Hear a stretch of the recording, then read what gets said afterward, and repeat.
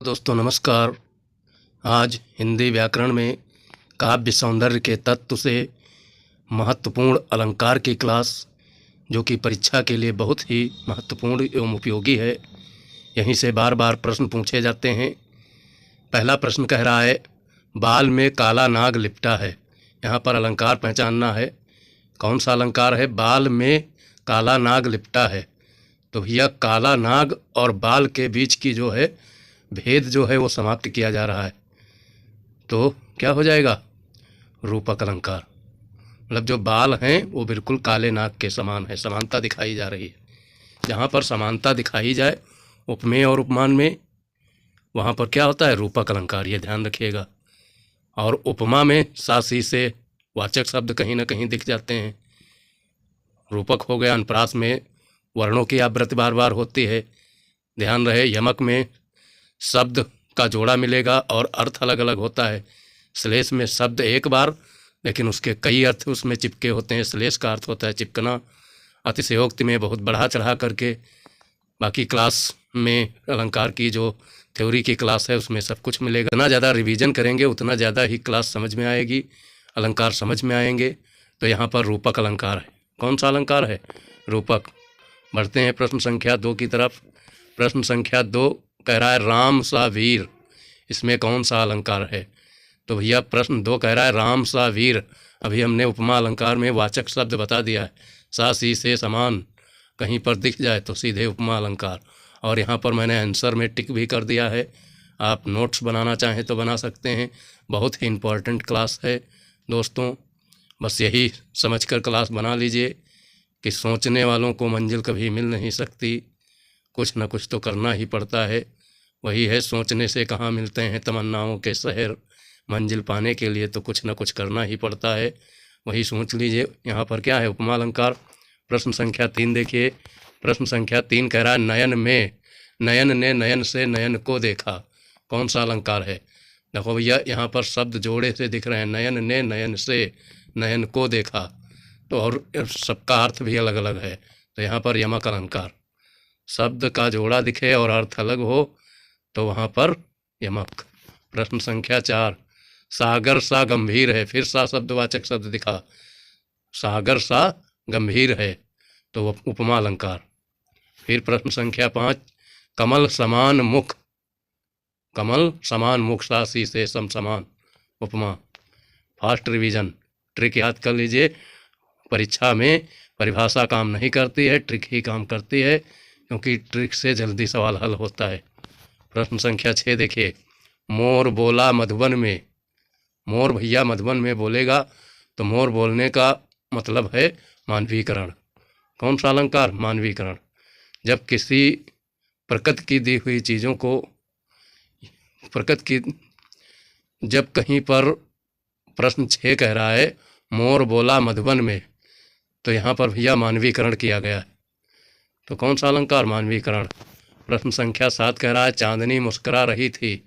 मानवीकरण। भैया चांदनी मुस्कराने का मतलब आदमी से तुलना की गई। तो जब आदमी से, मनुष्य से तुलना कर दी जाए किसी प्राकृतिक चीज़ की, तो समझ लीजिए मानवीकरण हो जाता है। प्रश्न संख्या 8, निशा ने अपने केस फैलाए। यहाँ पर भी मानवीकरण। निशा मतलब रात्र। रात्र रूपी स्त्री जो है अपने केस मतलब बालों को फैला रही है, मतलब मानवीकरण। प्रश्न संख्या 9, जल में कमल। कौन सा अलंकार है? यह रूपक अलंकार। जल में कमल मतलब कमल रूपी जल, या जल रूपी कमल। क्या होगा? रूपक। प्रश्न संख्या 10, राम रावण से लड़ा। कौन सा अलंकार है? इसमें भैया कोई अलंकार नहीं है, सीधे लिखा है नहीं है। तुम्हारी चाल हंसनी सी है। सासी से समसमान, उपमा। B option. फूल हंस रहे हैं। कौन सा अलंकार? प्रकृति की चीज़ है फूल, और किससे तुलना की गई? आदमी से, मानवीकरण। ऑप्शन ए सही। प्रश्न संख्या 13 कह रहा है, मुँह में राम बगल में छुरी। भैया मुँह में राम बगल में छुरी अलंकार बताना है, विरोधाभास। संख्या 14 कह रहा है, तुम जल हो या चांदनी। कौन सा अलंकार? भैया यहाँ पर श्लेष अलंकार। तुम जल हो या चांदनी, श्लेष अलंकार। यहाँ पर चांदनी के दो अर्थ लिए गए। प्रश्न 15, गंगा सिर चढ़ बोल रही है। गंगा सिर पर चढ़कर बोलने का मतलब मानवीकरण। प्रश्न 16, मोती ज्यों पंक्तिबद्ध हैं, कौन सा अलंकार? उपमा। भैया प्रश्न 17, नीलांबर धराधानी में कौन सा अलंकार है? धराधानी में भैया अनुप्रास है। और कणकण में भगवान है। प्रश्न 18, कौन सा अलंकार? कणकण में भगवान है मतलब अतिशयोक्ति। प्रश्न 19, धरती सोने की हो गई, ये भी अतिशयोक्ति है। धरती क्योंकि कभी सोने की हो ही नहीं सकती, और कणकण में ईश्वर विराजमान मतलब है, ईश्वर है, लेकिन कणकण में थोड़ा अतिशयोक्ति बढ़ा चढ़ा कर बता दिया गया। 20, राम नाम ही जीवन है, रूपक।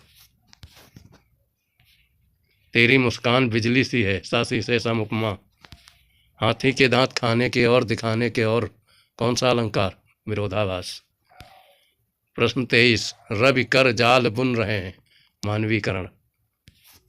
प्रश्न 24, वह वीर नहीं जो युद्ध से भागे, व्यक्तिरेख। लोचन कमल समान, कौन सा अलंकार? उपमा। कब हृदय सागर सा है, रूपक। जल में जले दीपक, विरोधाभास, क्योंकि जल में दीपक जल ही नहीं सकते, उल्टा बता दिया गया। प्यार की बारिश हो रही है, मानवीकरण, क्योंकि प्यार की बारिश होना, मनुष्य प्यार कर सकता है, यहाँ पर प्यार की बारिश हो रही है मतलब मानवीकरण। तुम सागर हो, रूपक। प्रश्न 30, हाथी की सी चाल, सासी से उपमा। ट्रिक के साथ दोस्तों बता रहा हूँ। मन में मिठास घुल गई, मानवीकरण। घनघोर घटा गगन में घिरी, अनुप्रास, घा घा की आवृत बार बार। तेरे नैनों की नदियाँ में डूबा में, रूपक अलंकार।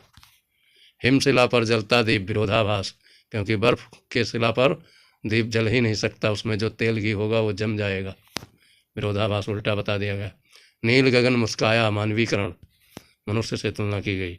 फूल झरते हैं हंसकर, मानवीकरण। मानवीकरण अलंकार भैया बहुत प्रमुख रहता है। लाल लसक ललना लसकी, अनुप्रास, ला वर्ण की आवृत बार बार। मोती झरते हैं आंसू में, रूपक अलंकार। अंधकार का राज, कौन सा अलंकार है? मानवीकरण। गिरा तो जैसे बिजली गिरी, उपमा अलंकार। सूरज हंसा नभ में, मानवीकरण। प्रश्न संख्या 42, असह दुख पर्वत समान, उपमा। प्रश्न 43, राजा सिंह है, यह राजा सिंह है, इसमें रूपक। मन चंचल हिरन, रूपक। प्रश्न 45, कस्तूरी कुंडल बसे, अनुप्रास, आवरण की आवृत बार बार। तुम मेरे सूरज हो, रूपक। प्रश्न 47, कली मुस्काई, मानवीकरण। प्रश्न 48, कह रहा तू चांद है, रूपक।